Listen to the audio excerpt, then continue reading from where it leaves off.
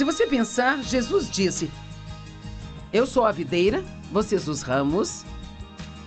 E se vocês permanecerem em mim, vocês vão dar muitos frutos. Bem, os frutos apenas se penduram em um galho.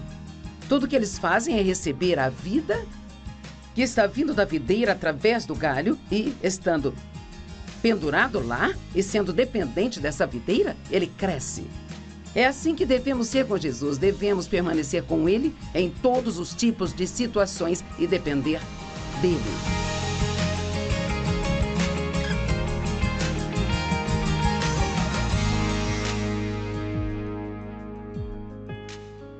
Obrigada por juntar-se a nós hoje no Desfrutando a Vida Diária.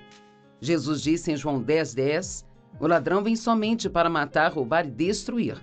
Mas eu vim para que vocês possam ter e desfrutar a vida e a tê-la em abundância ao máximo até que ela transborde. Então esperamos e oramos para que todos os dias, ouvindo a palavra de Deus, você tenha cada vez mais alegria. Hoje eu quero falar com você sobre algo que tenho certeza que você vai ficar muito animado, sabe? Eu quero falar com você sobre humildade. Provavelmente um dos frutos do Espírito mais difíceis de se desenvolver. Mas certamente um dos mais importantes que precisamos para trabalhar com o Espírito Santo. A humildade, ela é o antídoto para o orgulho. Não podemos fazer o orgulho desaparecer, nós temos que deixar Deus trabalhar a humildade em nossas vidas. Ele diz: humilhai-vos, pois, debaixo da poderosa mão de Deus, e no devido tempo ele vos exaltará. Mas eu sempre digo, se você não quiser humilhar a si mesmo, então Deus terá que fazer isso por você. Ou eu gosto disso. Se aprendermos a receber a correção, em particular, Deus sempre tentará nos corrigir. Mas se não damos ouvidos, quando ele o faz em particular, ele terá que fazê-lo em público. Isto é muito mais doloroso. O orgulho é a raiz de todo o pecado. O orgulho é o pecado que Satanás cometeu quando foi expulso do céu. Ele disse: eu vou exaltar o meu trono acima do trono de Deus. Não, você não vai. É Deus que está no comando e, acima de tudo, ele tem o direito de ser obedecido, ele espera que sejamos obedientes, ele espera que nós obedeçamos, e se fizermos isso, as coisas vão ficar bem nas nossas vidas. Não significa que tudo vai ser perfeito, mas se fizermos o que Deus nos diz para fazer, ele diz que nossa vida será abençoada, mas se não fizermos o que ele nos diz para fazer, então não vamos gostar de como as coisas vão acabar. Em Provérbios diz que o orgulho, ele sempre precede a destruição. E diz que se houver, é impossível ter conflito, sabe, sem orgulho. Então vamos parar e pensar por um minuto sobre todas as brigas que há no mundo hoje. E é quase inacreditável quantas pessoas estão com raiva. E está aumentando, sabe? Quero dizer, e rápido. É como se o mundo hoje, se alguém não gosta de algo, então fazem um estardalhaço e se coloca contra. E nós precisamos orar para que Deus nos ajude a fazer o que precisamos fazer, a estar debaixo do que Ele quer que estejamos, a resistir ao que Ele quer que resistamos, e precisamos andar em amor. Em Mateus 24 diz claramente que um dos finais dos tempos seria que Satanás iria tentar construir uma fortaleza de amor frio. Ele diz: o amor de muitos do corpo, o corpo de Cristo vai esfriar por causa da perversidade, da iniquidade multiplicada na terra, e muitos serão ofendidos. É tão fácil hoje para as pessoas ficarem ofendidas e com raiva, e há tantas brigas. Mas Jesus, ele nos chamou para a paz. É isso que ele quer que tenhamos, porque onde há paz, há poder. Mas nós não podemos ter paz sem a humildade, porque onde há orgulho, sempre haverá conflitos. O orgulho diz: sou melhor que você. O orgulho diz: eu estou certo e você está errado. E o orgulho diz: eu sei mais do que você. Mas devemos nos humilhar debaixo da poderosa mão de Deus. Você não precisa pensar que é menos do que outras pessoas, mas certamente não devemos pensar que somos melhores do que outras pessoas. Todo julgamento, ele vem do orgulho. Quando nós criticamos as pessoas pelas costas, isto vem do orgulho. Então, eu tenho 10 características de uma pessoa humilde. Então, eu vou falar do máximo que eu puder hoje, e se eu não terminar, então terminarei isto amanhã. Não desligue sua televisão só porque eu disse que vou falar de humildade, sabe? Esta é uma das coisas mais importantes que podemos aprender, porque eu posso te dizer que uma pessoa que é orgulhosa tem muitos problemas em sua vida. A primeira coisa que uma pessoa humilde vai fazer é pedir ajuda quando precisar. Mas as pessoas orgulhosas e carnais querem fazer tudo sozinhas e querem fazer do seu jeito, porque elas têm certeza de que o jeito delas é o jeito certo e que o jeito de outra pessoa não seria tão bom quanto o delas. Quando pedimos aos outros para nos ajudar e lhe damos um trabalho para fazer, temos que dar algum espaço, alguma liberdade para que elas façam, com base no que sentem no coração para fazer, mas aquele líder, ou gerente, ou qualquer pessoa em autoridade, ou até mesmo pai sobre o seu filho, se você tem que microgerenciar tudo o que fazem e espera que façam tudo do jeito que você faria, porque nenhuma outra maneira é correta além da sua, então você nunca conseguirá ter alguém para te ajudar, porque ninguém vai conseguir trabalhar com você ou para você. E sabe, Davi, o salmista Davi, sentiu em seu coração que ele conseguiria derrotar Golias, o gigante que estava vindo contra o exército de Israel. E ninguém acreditava que ele conseguiria, incluindo o rei Saul. Finalmente Saul disse: tudo bem, eu vou deixar você tentar, mas você tem que usar a minha armadura. Noutras palavras, você tem que fazer isso do jeito que eu faria. E a Bíblia diz que Davi não conseguiria derrotar Golias com a armadura de Saul. Quer saber? Ninguém consegue fazer nada exatamente do jeito que você faz. E então, aqui no ministério, no início, eu tomava decisões sobre todas as coisas.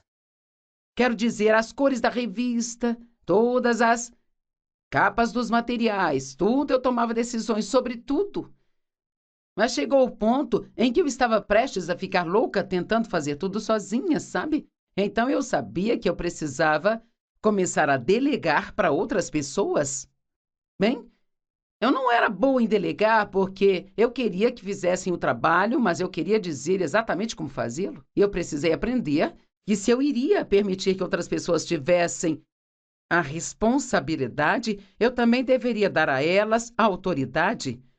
E eu tive que aprender, e acredite ou não, às vezes eles faziam até melhor do que eu teria feito se eu desse a eles o espaço para fazer. E precisamos fazer isso. Você vai quebrar o espírito de seus filhos se toda vez que eles tentarem ir e fazer alguma coisa por você, você encontrar 10 coisas erradas.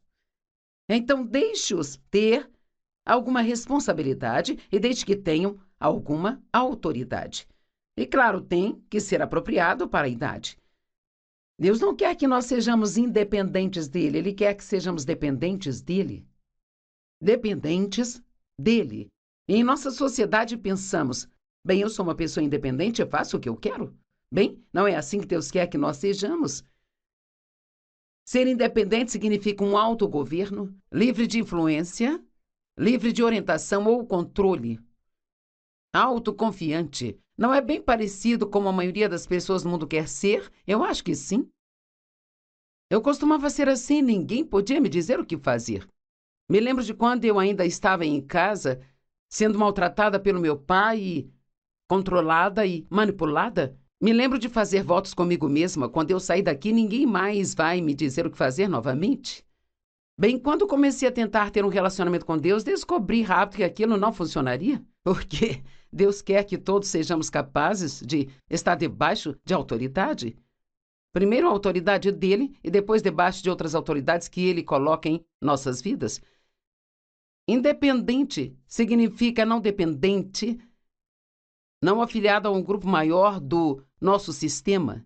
Às vezes você ouve, bem, aquele rapaz não é bom com trabalho de equipe. Ou aquela moça não é boa com trabalho de equipe. O que significa? Significa que eles não conseguem trabalhar com um grupo de outras pessoas porque a maneira deles é a única maneira. E eles não vão nem mesmo ouvir os pensamentos ou ideias dos outros.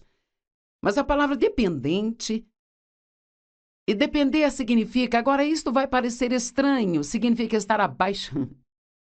Mas, se você pensar, Jesus disse: eu sou a videira, vocês os ramos, e se vocês permanecerem em mim, vocês vão dar muitos frutos. Bem, os frutos apenas se penduram em um galho.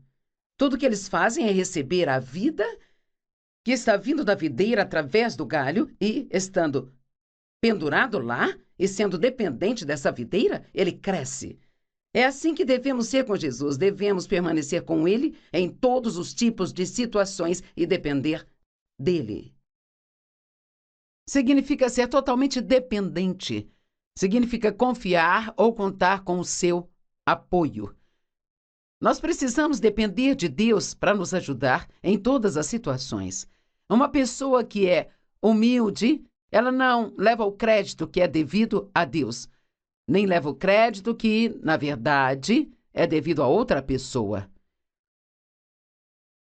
João 15, 4 e 5 diz: permaneçam em mim e eu permanecerei em vocês. Nenhum ramo pode dar frutos por si só, mas ele deve permanecer na vinha. Nem vocês podem dar frutos a menos que permaneçam em mim. Agora ouça, eu sou a videira, vocês são os ramos. Se vocês permanecerem em mim e eu em vocês, vocês irão dar muitos frutos, mas sem mim vocês não podem fazer nada. Sabe, antes de eu vir para o estúdio nesta manhã para gravar estas mensagens, eu estava orando em casa e eu disse: Deus, eu preciso que você me ajude hoje. Eu já fiz isso milhares de vezes antes, mas isso não significa que vão me sair bem hoje se não tiver Deus para ajudar-me. E a forma de receber sua ajuda é pedindo. Até mesmo pedir ajuda a Deus mostra humildade. Deus, eu preciso que você me ajude, porque sem você eu não posso fazer nada. E eu me lembrei que Paulo disse: em mim, isto é, na minha carne, não habita bem algum. E eu disse: Deus, nada de bom vai sair de mim, a menos que você me ajude hoje. Quer saber, todos os dias antes de você começar a fazer suas coisas, eu te encorajo a orar. Deus, preciso de você, porque sem você não posso fazer nada. Preciso de você em todas as situações hoje. Nós precisamos de Deus. E então Ele quer que nós dependamos dEle. Romanos 12, 3. Não pense sobre si mesmo mais do que deveria. Não tenha uma opinião exagerada sobre a sua própria importância. Isto é tão bom que eu vou ler novamente para você. Não pense a respeito de si mesmo mais do que deveria. Não tenha uma opinião exagerada sobre a sua própria importância. Agora, você não precisa pensar que está abaixo de todo mundo, mas também não precisamos pensar que estamos acima de todo mundo aqui. Não devemos pensar que estamos corretos em tudo, que todos os outros são só uma grande bagunça. Número 2. Os humildes são rápidos em perdoar, difíceis de se ofender, e eles esperam alegremente em Deus para vingá-los. Mas uma pessoa orgulhosa sempre pensa: eu vou me vingar de você por isso. Eu vou fazê-lo sofrer porque você não me tratou corretamente. Mas uma pessoa humilde perdoa rapidamente porque ela entende e se lembra de todas as coisas pelas quais Deus tem que perdoá-las também. Elas não são facilmente ofendidas porque as pessoas humildes andam em amor. E o amor, ele não é facilmente ofendido. A Bíblia diz: o amor não é melindroso. Você é uma pessoa melindrosa? Deus quer que você supere isso. Você é capaz de acreditar no melhor das outras pessoas ou você vive desconfiado delas? E toda vez que alguém fere seus sentimentos, você acha que fizeram isso de propósito? Eu sei que há momentos em que eu machuco as pessoas e não pretendia machucá-las, não era isso que eu queria fazer, sabe? Mas eu faço. Talvez porque eu esteja sendo imprudente ou eu acho que estou sendo engraçada, mas eles não acham que eu sou engraçada. E eu sou realmente muito grata quando as pessoas me perdoam pelas minhas fraquezas. Bem, uma das melhores maneiras realmente de colher isso na vida é semeando na vida de outras pessoas. Trate as pessoas como gostaria de ser tratado. Colossenses 3,13 diz: suportai-vos uns aos outros e perdoai uns aos outros. E se algum de vocês tiver uma queixa contra alguém, perdoe como o Senhor perdoou vocês. Então eu quero fazer só uma pergunta agora. Com quem você está bravo? Com esperança e oração, talvez você diga ninguém. Mas, se você está com raiva de alguém, Deus quer que você perdoe. E você diz, bem, você não sabe o que fizeram comigo? Bem, ninguém pode fazer comigo mais do que o que eu já fiz contra Deus na minha vida, sabe? E Ele me perdoa, esquece meus pecados, Ele perdoa você, esquece seus pecados e os remove para tão longe quanto o leste está do oeste. Uma pessoa humilde, ela sofre com as fraquezas de outras pessoas, sabe? Estas escrituras em Gálatas são muito boas, por favor, ouçam. Irmãos, se alguém for pego em má conduta ou pecado de qualquer tipo, vocês que são espirituais. Claro, eu sei que nós somos bem, eu sou espiritual, eu sou. Bem, eis o que é uma pessoa espiritual. Alguém que responde e é controlado pelo Espírito Santo. Bem, se formos controlados pelo Espírito Santo, seremos rápidos em perdoar. Então, você que é espiritual deve consertá-lo. Bem, todos gostamos dessa parte. Restaurá-lo, reintegrá-lo, sem qualquer senso de superioridade e com toda a mansidão, mantendo um olho atento sobre si mesmos para que vocês não venham a ser tentados. Oh, meu Deus, isso não é muito bom? Em outras palavras, quando alguém tem um fracasso na vida, um fracasso moral ou quando pecam, fazem algo de errado, número 1, você não deve sair correndo e contar para as outras pessoas. O amor cobre uma multidão de pecados, ele não os expõe e espalha as más notícias. Mas outra coisa que nós devemos fazer é dizer, bem, eu nunca faria isso. Isso é uma das coisas mais bobas que podemos dizer, porque todos nós temos fraquezas. E se você estiver na mesma situação que estão, você não sabe exatamente o que faria? Eu me lembro de uma mulher com quem trabalhei uma vez, havia uma outra garota em nossa empresa cujo marido a havia traído. E ela o aceitou de volta. Ela o perdoou e o aceitou de volta. E esta mulher me disse, ela disse, eu nunca faria isso. Se algum dia o meu marido me trair, acabou, eu não o aceitarei de volta. E quer saber? Alguns anos depois disso, o marido dela a traiu. Seu marido cristão a traiu com uma outra mulher da igreja. E quer saber? Ela fez tudo o que ela podia fazer para salvar o seu casamento e, mais do que tudo, ela estava pronta para aceitá-lo de volta. Então, a única coisa que ela disse que nunca faria, ela foi lá e fez. E quantas vezes nós já dissemos, eu nunca faria isso? E depois nos encontramos fazendo exatamente o que dissemos que nunca faríamos.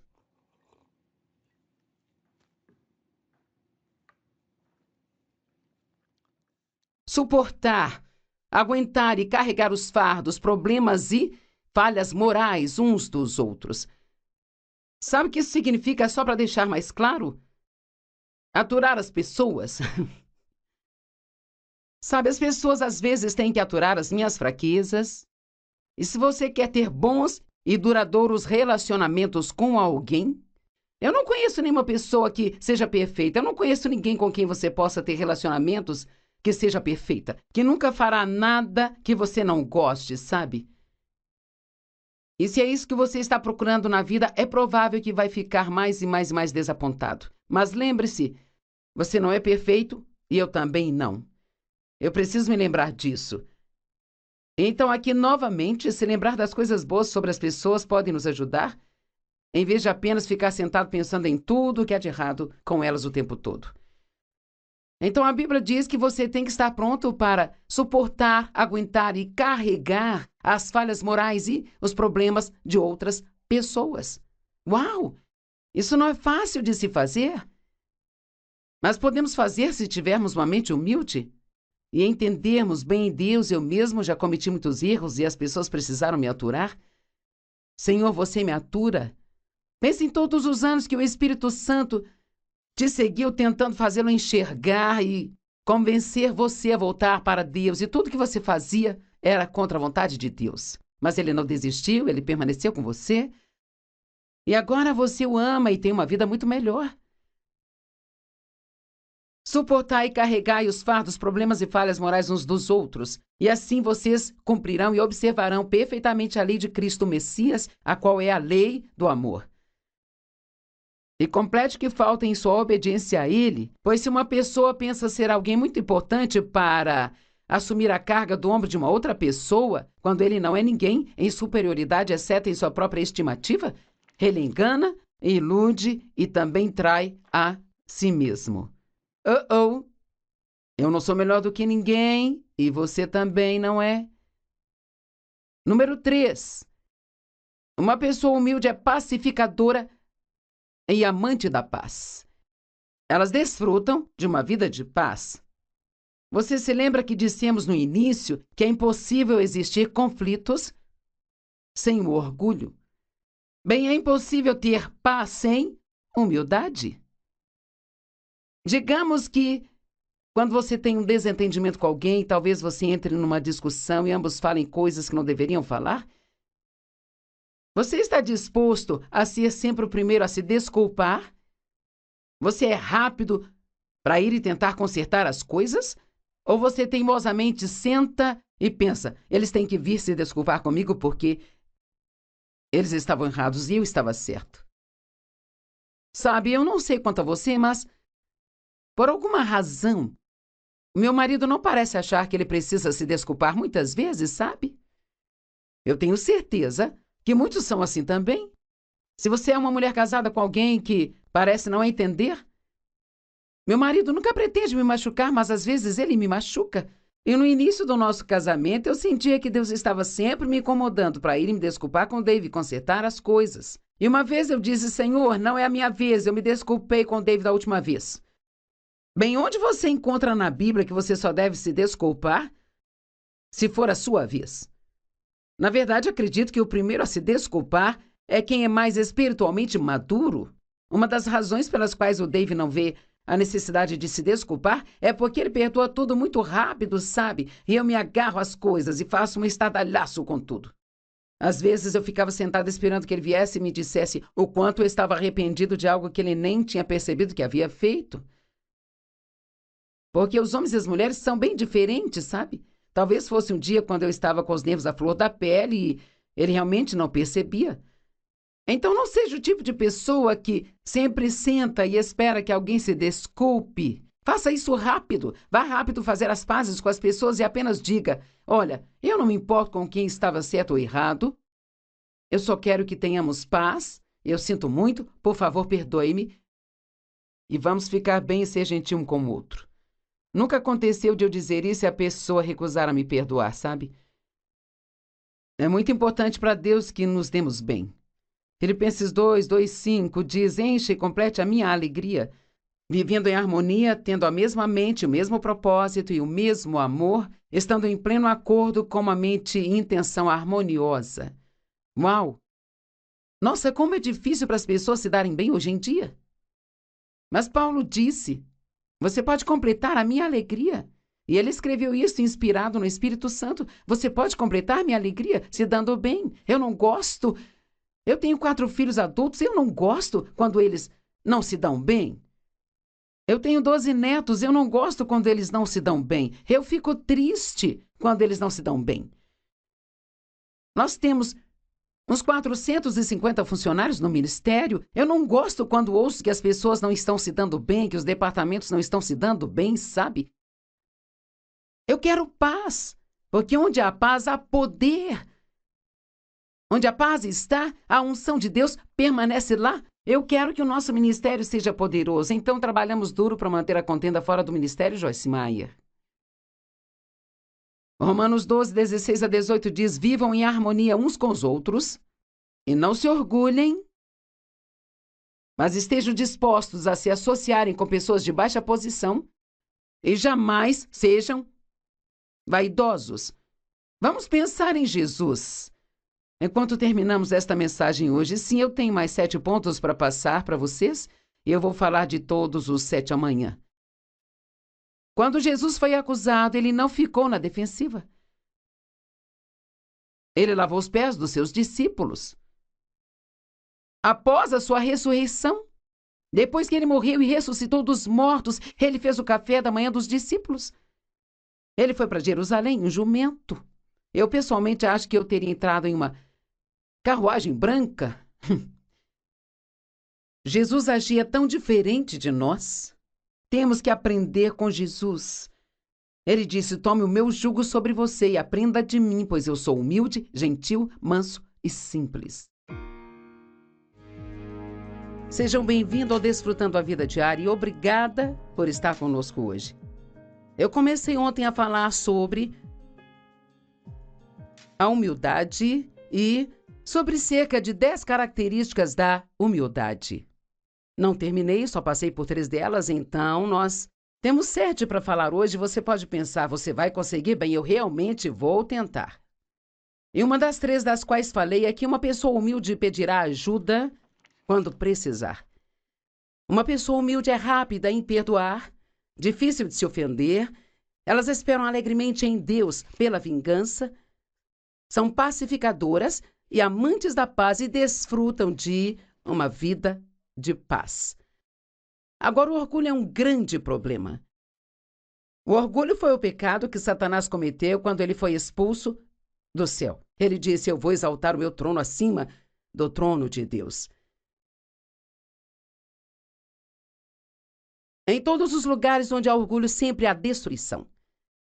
Você não pode ter paz sem a humildade, porque o orgulho sempre abre a porta para os conflitos. E assim descobrimos que se realmente queremos obedecer a Deus, temos que ser humildes, porque o orgulho sempre acha que sabe mais e que é melhor. Ele não quer se submeter e ser dependente dos outros. Então, nós vamos começar hoje com a número 4, que é: o humilde, ele vê e prontamente admite suas próprias fraquezas. E eles não acham que são mais do que eles são.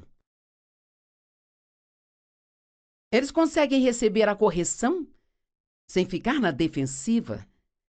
Sabe, Jesus nunca ficou na defensiva.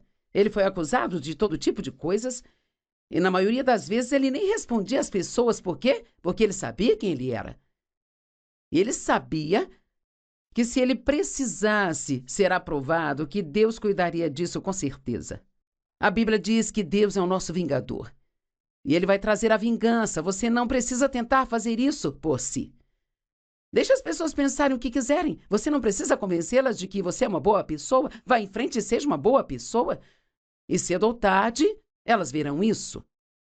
Mateus 16, do 13 ao 23. Quando Jesus veio para a região da Cesareia de Filipe, perguntou aos seus discípulos: quem as pessoas dizem que o Filho do Homem é? Eles responderam: bem, alguns dizem que é João Batista, outros dizem Elias, e alguns dizem Jeremias ou um dos profetas. Ele diz: mas e vocês o que dizem? E Simão Pedro respondeu: sabe, Pedro sempre foi rápido para falar. E Pedro disse: você é o Messias, o Filho do Deus vivo. E Jesus respondeu: bem-aventurado é você, Simão, filho de Jonas, porque isso não foi revelado a você por carne e sangue, mas pelo meu Pai que está no céu. E eu digo que você é Pedro, e sobre esta rocha, a rocha sendo a fé de Pedro, eu construirei a minha igreja, os portões do inferno não prevalecerão contra ela. E eu te darei as chaves do reino, e o que ligares na terra será ligado nos céus, e o que desligares na terra será desligado nos céus. E ele disse: Pedro, você vai ter grande autoridade espiritual. Deus tinha grandes planos para Pedro, sabe? Mas sabe, como você verá nos próximos minutos, havia um grande trabalho que precisava ser feito em Pedro, antes de se cumprir nele esta promessa. E sabe o quê? Deus tinha grandes planos para mim, mas havia algumas coisas em mim que estavam ficando no caminho de Deus e tinham que ser tratadas antes que Deus pudesse fazer o que ele queria. E, não acusando, mas talvez esse seja o seu caso também. Talvez você não entenda porque as coisas não estão se movendo mais rápido do que elas deveriam. Bem, talvez Deus esteja tentando lidar com você sobre algo e você não está pronto para admitir e submeter aos seus caminhos. Eu vou te dar as chaves do reino e te darei autoridade, eu te darei poder. Esta escritura é para todos nós. Deus quer que nós tenhamos autoridade espiritual. Então ele ordenou aos discípulos que não contassem a ninguém que ele era o Messias. A partir desse momento, Jesus começou a explicar aos seus discípulos que precisava ir para Jerusalém e sofrer muitas coisas nas mãos dos anciãos, chefes dos sacerdotes e os mestres da lei, e que ele seria morto e que depois do terceiro dia ressuscitaria de volta à vida. Agora, preste atenção, aqui está o ponto crucial. Nós vemos algo sobre Pedro. Pedro levou Jesus para o lado e começou a repreendê-lo. Agora, ele precisava ter um barco cheio de orgulho para fazer isso. Há alguns minutos atrás, ele estava dizendo: você é o Cristo, o Filho do Deus vivo, e agora ele vem e toma essa decisão de corrigir Jesus? Nunca, Senhor, disse ele, isso nunca acontecerá com você. Bem, você diz, isto é bom, ele não queria que Jesus sofresse, mas ele ainda estava discordando de Jesus, porque Jesus tinha acabado de dizer: isto vai acontecer. Eu acho que havia uma pequena possibilidade também de que, como Pedro andava com Jesus, sabe, e ele não queria sofrer, ele não queria que Jesus se colocasse em uma situação onde não somente ele, mas todos acabassem sofrendo. Jesus se virou para Pedro e disse: para trás de mim, Satanás. Bem, você gostaria de ouvir isso? Eu não me importaria muito com isso. Espero que Deus nunca tenha que me dizer isso. E ele não estava dizendo que Pedro era Satanás, mas estava dizendo: você está deixando Satanás trabalhar através de você. Aqui está o que ele disse: você é um obstáculo para mim. Você não tem em mente o que diz respeito a Deus, mas suas preocupações são todas meramente humanas. Porque ele estava sendo pedra de tropeço para Jesus, porque estava tentando fazer com que Jesus não fizesse aquilo que Deus queria que ele fizesse. Às vezes, quando Deus fala com você sobre algo que ele quer que você faça, outras pessoas podem não entender e tentar te convencer a não fazê-lo, sabe? Você precisa entender que, nesse caso, o inimigo está trabalhando através delas e não se submeter ou ceder a isso. Jesus continuou no capítulo 26 de Mateus, do 31 ao 35. E Jesus lhes disse: esta noite, todos vocês irão abandonar-me. Pois está escrito: eu vou atacar o pastor e as ovelhas do rebanho ficarão dispersas. Mas depois que eu ressuscitar, eu irei adiante de vocês para Galileia. Agora, Pedro novamente. Pessoas orgulhosas são muito rápidas em ter respostas para tudo. Não são boas em pensar antes de falar. E assim, portanto, falam um monte de coisas tolas. E Pedro respondeu: mesmo que todos os outros te abandonem, eu nunca te abandonarei. E Jesus disse: em verdade te digo, nesta mesma noite, antes do galo cantar, você vai me negar por 3 vezes. Pedro, você está pensando mais de si mesmo do que você deveria? Você não é tão forte quanto você pensa que é. Eu vou te mostrar isto esta noite. Lembre-se, eu disse antes que Deus tinha alguns grandes planos para Pedro, mas Pedro tinha algumas coisas que precisavam ser tratadas e esta atitude de orgulho era uma delas. E Pedro declarou: mesmo que eu tenha que morrer com você, eu nunca vou te negar. E todos os outros discípulos disseram a mesma coisa. Jesus estava avisando a Pedro da negação que viria. E ele disse: Pedro, eu vou orar por você. Agora ouça. Lucas 22, do 31 ao 34. Simão, Simão, Satanás pediu para peneirar você como trigo. Mas eu orei por você, Simão, para que sua fé não esmoreça. E quando você voltar, você fortalecerá seus irmãos. Bem, eu acho que a maioria das pessoas, se Jesus dissesse: estou orando por você, você diria: obrigada, Jesus, eu preciso. Mas Pedro disse: Senhor, eu estou pronto para ir para a prisão e para a morte. Noutras palavras, não preciso da sua oração. Não vou abandoná-lo, eu não vou falhar. E Jesus respondeu: eis que te digo, Pedro, antes que o galo cante hoje, você vai me negar 3 vezes. Uau! Eu poderia ir em frente e te contar a história sobre como Pedro ele acabou realmente negando a Jesus 3 vezes, mas para economizar tempo para os outros pontos que eu tenho, eu não vou ler tudo isso. Mas Pedro acabou fazendo exatamente o que Jesus disse que ele faria. E diz aqui: o Senhor se virou e olhou para Pedro. Imagina esse olhar. Então Pedro, ele se lembrou do que o Senhor havia dito. Antes do galo cantar hoje, você vai me negar por 3 vezes. Ele foi e chorou amargamente. Esse foi o ponto do arrependimento de Pedro. E era o que ele precisava fazer. Você pode dizer que Pedro teve que se encontrar. E eu me lembro disso. Eu me lembro de anos atrás, eu achava que tudo era culpa de todo mundo, sabe? E especialmente achava que tudo era culpa do Dave. Se eu estava infeliz, a culpa era do Dave. Se eu sentia pena de mim mesma, era porque o Dave não estava fazendo algo que eu queria que ele fizesse. Eu tinha muitos problemas, mas eu não sabia que eu tinha todos os problemas que eu tinha. Havia sobrado lixo do abuso do meu pai, que nunca havia sido tratado na minha vida, sabe? E Deus tinha grandes planos para mim, mas Ele tinha que fazer um grande trabalho em mim antes que Ele pudesse me liberar nesses planos. Por favor, escute-me. Nós precisamos permitir que Deus, através do Espírito Santo, lide conosco e faça aquela obra que Ele deseja fazer. Se nós realmente quisermos estar no centro da vontade de Deus para nós e desfrutar do bom plano que Ele tem para a nossa vida. E eu, na verdade, me lembro disso. Eu estava orando um dia para o Dave mudar.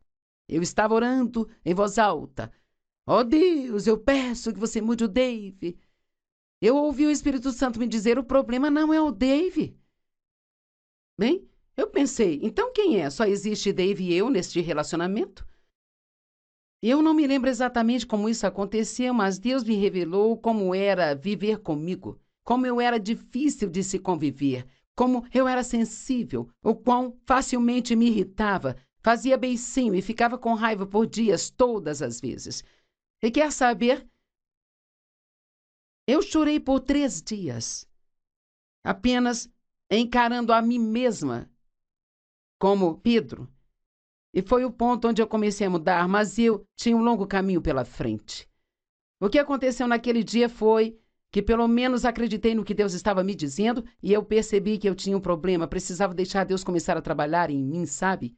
E gostaria de dizer que tudo foi consertado em 1 mês ou 2, mas infelizmente levou anos e anos. E Deus, Ele me permitiu estar no ministério, Ele foi me dando um pouco mais para ser responsável, sabe? E um pouco mais, mas não foi nada incrível e da noite para o dia. Sabe? Eu estou no ministério há 40 anos, estou falando sobre coisas que aconteceram há 40 anos atrás. Se você vai deixar Deus trabalhar com você na sua vida, isto vai levar algum tempo. Mas Deus tem planos muito bons para você. Permita que Ele faça o que Ele quiser e permita que Ele lide com o seu orgulho e leve isso para um lugar de humildade. Seja humilde, terno e gentil e você será rápido para fazer o que Deus te pedir para fazer. Agora, sabe, muitos líderes se tornam perdedores. Gosto dessa afirmação. Líderes que se tornam perdedores. Sabe por quê? Às vezes, quando as pessoas entram em um lugar de liderança, onde tem poder ou autoridade sobre outras pessoas, elas ficam cheias de si mesmas e começam a maltratar os outros. Ou começam a achar que podem fazer as coisas do jeito delas e que não precisam mais ouvir de Deus. E é aí que se metem em problemas. E a Bíblia, ela nos fala de pessoas que são assim. Saul caiu, o rei Saul caiu pelo orgulho. E é uma história interessante essa a respeito de Saul. Samuel disse, embora você tenha sido pequeno aos seus próprios olhos, você não se tornou o chefe da tribo de Israel e o Senhor não te ungiu rei sobre Israel. Ele disse, quando você era pequeno aos seus próprios olhos, Deus te ungiu e te fez rei sobre Israel. Mas então, se passarmos por todas as Escrituras, Saul desobedeceu a Deus tantas vezes, fazendo o que Deus havia dito para não fazer. E foi por causa do seu medo dos homens. Ele sempre teve medo de desapontar o povo ou de perder o povo. Então ele agradava o povo em vez de agradar a Deus. Então há um ponto, isso é muito triste. Deus disse ao profeta Samuel, eu lamento ter feito de Saul um rei. Quer saber, eu nunca gostaria que Deus dissesse, eu lamento ter deixado a Joyce ter aquele ministério na TV e poder ter ministrado na vida de tantas pessoas. Mais do que tudo, temos que querer a aprovação de Deus em nossas vidas. E para ter isso, precisamos ter humildade, estar dispostos a admitir que estamos errados quando estamos errados, seja diante de Deus ou diante dos homens. Nabucodonosor foi outra situação na Bíblia, onde o homem começou muito bem, mas ele acabou em uma grande confusão. Em Daniel capítulo 4, verso 1 diz: o rei Nabucodonosor, para as nações e povos de toda língua que vive na terra, que vocês prosperem muito, e é um prazer contar para vocês sobre os sinais milagrosos e as maravilhas que o Altíssimo tem apresentado para mim. Quão grandes são os seus sinais, quão poderosas suas maravilhas. E o seu reino é um reino eterno. Ele está dando crédito a Deus. Ó, vejam as grandes coisas que Deus fez. Deus fez isso, Deus fez aquilo por nós. E ele diz assim: eu estava em casa no meu palácio, e contente e próspero, bem, enquanto você der a Deus todo o crédito pelas coisas boas que aconteceram através de você, então você vai ficar contente e pode até prosperar. Mas 30 versos depois, eu não sei quanto isso durou em tempo, mas quando nós chegamos ao verso 30, agora, ele está dizendo: não é esta a grande Babilônia que eu construí como minha residência real pelo meu grande poder e para a glória da minha majestade? No verso 1 ele está dando crédito a Deus, no verso 2 ele está contente e próspero, e no verso 30, agora todas essas grandes coisas são por causa dele? E Deus disse: neste dia o reino será arrancado de suas mãos. Bem, aqui de novo eu não tenho tempo para ler tudo isso, mas Nabucodonosor acabou vivendo como um animal selvagem nos campos, sabe? Até que finalmente ele chegou ao seu juízo perfeito novamente. Ele se humilhou e se arrependeu. E ele disse que só Deus é o Todo-Poderoso. E quando alguém é orgulhoso, Deus pode humilhá-lo e fazer aquilo que ele quiser fazer. Então Deus restituiu o reino a ele e ele ficou ainda melhor do que era antes. Então, graças a Deus pelo perdão, porque quando nos comportamos estupidamente, podemos nos arrepender e Deus não só nos devolve o que perdemos, mas nos dá ainda mais do que nós perdemos. Isto é a bondade de Deus. Isto é algo com que precisamos ficar animados. E aqueles de vocês que cometeram erros, como eu também já cometi, eu espero que isso te anime hoje para perceber que você pode ser total e completamente restaurado. E Deus não somente vai perdoá-lo e restaurar o que você perdeu, mas Ele vai dar-lhe ainda mais do que você perdeu. Mas não podemos ser orgulhosos. Devemos nos humilhar debaixo da poderosa mão de Deus. O quinto ponto que vou falar é que um homem humilde sempre faz outras pessoas parecerem bem.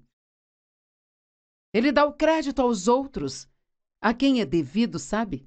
Ele não deixa uma outra pessoa fazer todo o trabalho enquanto ele leva todo o crédito. Esse é um ponto muito forte para qualquer líder, porque quando você é líder, você tem várias pessoas que te ajudam a fazer as coisas que faz. E quer saber? Meu nome está lá em cima. O Ministério Joyce Meyer, mas eu posso te dizer, Joyce Meyer não faz tudo sozinha, sabe? Existem muitas centenas de pessoas que fazem este ministério funcionar do jeito que funciona e que ajudam as pessoas. Nossas telefonistas, as pessoas que respondem os e-mails, as que cuidam das nossas bases aqui no ministério, mantêm o prédio tão bonito, sabe? As pessoas que mantêm o prédio limpo, todas elas são muito importantes. Nossas secretárias, funcionários, contabilidade, todo mundo faz isto funcionar, não apenas eu. Eu gosto de dar o crédito a elas. Abertamente digo a todos que eles merecem crédito. Então, quando você orar, não ore só por mim, ore pelas pessoas que trabalham para mim também, porque se elas não continuarem fazendo o que fazem, eu não posso continuar fazendo o que faço. Número 6. Um homem humilde e feliz, ele serve às outras pessoas. Uau! Ele é um doador. Ele doa e doa e doa. Ele não faz isso para ser visto ou ser benquisto, mas ele faz para servir a Deus, porque ele ama as pessoas. Sabe, Jesus lavou os pés dos seus discípulos. Ele se humilhou, colocou vestes de servo e se ajoelhou e lavou os pés deles. E quando ele chegou em Pedro, Pedro disse: "Ó, não, Senhor, você não deveria lavar os meus pés, você não pode fazer isso." Eu amo o que Jesus disse no verso 8. Ele disse: "Pedro, a menos que eu lave seus pés, você não tem parte comigo." Eu amo esta escritura porque sabe o que ela está dizendo? Se não fizermos coisas uns pelos outros, então não temos um relacionamento verdadeiro. Precisamos fazer coisas uns pelos outros e muitas vezes vão ser coisas pequenas e banais, que podem não parecer coisas grandes e importantes, mas Deus, ele vê todas essas pequenas coisas que nós fazemos. E então, claro, Pedro disse: "Então não apenas lave meus pés, lave minha cabeça e meu corpo", porque ele queria ter esse relacionamento com Jesus. E então Jesus disse: "Eu fiz tudo isso como exemplo para vocês, para que vocês possam seguir o meu exemplo e fazer o que eu fiz." Então Jesus quer que estejamos dispostos a lavar os pés, e não se trata de pegar uma bacia de água e, na verdade, tirar os sapatos de alguém e lavar os seus pés. Há um princípio aqui que nós precisamos estar dispostos a fazer pequenas coisas que talvez pareçam estar abaixo de nós. Mas pequenas coisas para outras pessoas significam muito para Deus. Você está ajudando as pessoas, o que tem feito para que as pessoas tenham uma vida realmente melhor. Eu me lembro de uma garota que trabalhava para nós, e ela não trabalha mais conosco, mas ela não era uma pessoa muito feliz. Parecia que ela encontrava algo para reclamar o tempo inteiro e todo mundo estava cansado dela. E um dia eu a ouvi falando de outra funcionária dizendo: "Você sabia que ela mora em um apartamento há 2 anos e ela não tem um colchão? Ela está dormindo no chão?" Bem, quer saber, aquela mulher poderia facilmente ter comprado um colchão para sua colega de trabalho? Ou, no mínimo, ela poderia ter juntado vários funcionários e dito: "Não vamos deixá-la nesta situação, vamos dar a ela um colchão novo?" Muitas vezes oramos para que Deus faça coisas que nós mesmos poderíamos fazer e simplesmente não queremos fazer pelas pessoas. O Senhor falou ao meu coração: "Pare de me pedir para fazer coisas pelas pessoas que você pode fazer e simplesmente não quer." Deus trabalha através das pessoas. Nunca lhe ocorreu de ajudar a garota?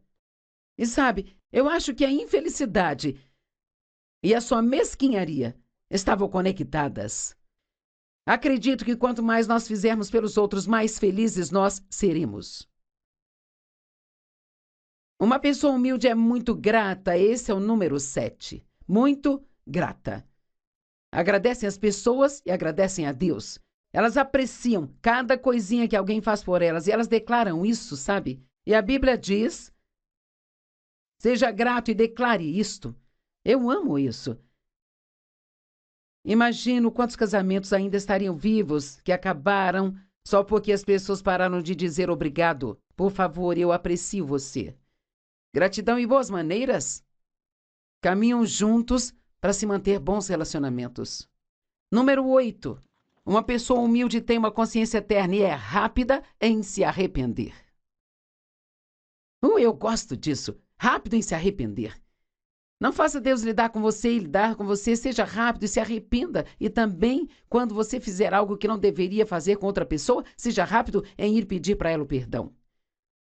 "Sinto muito por ter te machucado. Você pode me perdoar?" Sabe, há poucas pessoas que vão dizer: "Não, eu não vou perdoar você." Agora, pode haver alguns, mas não muitos. Seja rápido em se desculpar com alguém se você acha que pode ter magoado. Número 9. Como tratamos as pessoas é uma clara manifestação de que somos humildes ou orgulhosos. Mateus 11, 28 a 30, Jesus disse: "Vinde a mim todos vocês que trabalham e estão cansados e sobrecarregados, e eu farei que vocês descansem.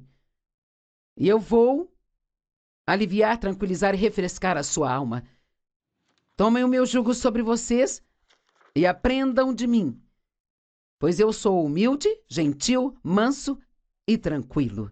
Veja isso, ele diz: "Aprendam de mim. Eu sou humilde, gentil, manso e tranquilo." É assim que Jesus quer que sejamos: humildes, gentis, mansos e tranquilos. Porque o meu jugo é leve, útil e bom. e não é duro, pesado, afiado ou opressor. Sabe, ser a imagem de Cristo é o desejo de Deus para nós.